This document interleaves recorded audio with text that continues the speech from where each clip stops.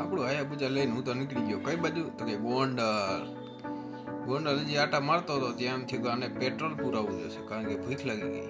Petrol પુરાવીને પાછા આપણે ભેગા કડિયા લાઈન બાજુ ત્યાં ફોટો ભગવતસિંહ બાપુનો જોઈ લીધો, ત્યાં પાડી લીધો.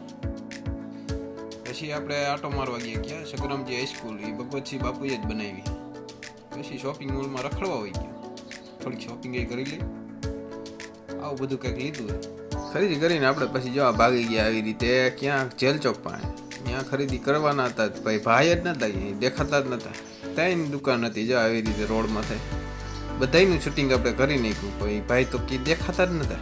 ક્યાંય ગયા છે 5 મિનિટ ખમીને પછી ઠેઠ દેખાણા. મોટરસાઇકલ લઈને આવ્યા ને આપણે એક ટોપી ખરીદી જો આ પહેરેલી 50 રૂપિયાની. પછી ભૂગી ગયો ઓરચાદ પેલેસ પાસે, કારણ કે ત્યાં હું વાટ જોતો હતો કોની, તો કે વિઠ્ઠલ કાકાની. વિઠ્ઠલ કાકા એવા નહીં, બારદાન લઈને આવવાના હતા. આવી ગયા જો બારદાન બાંધીને ઘરે આપણે.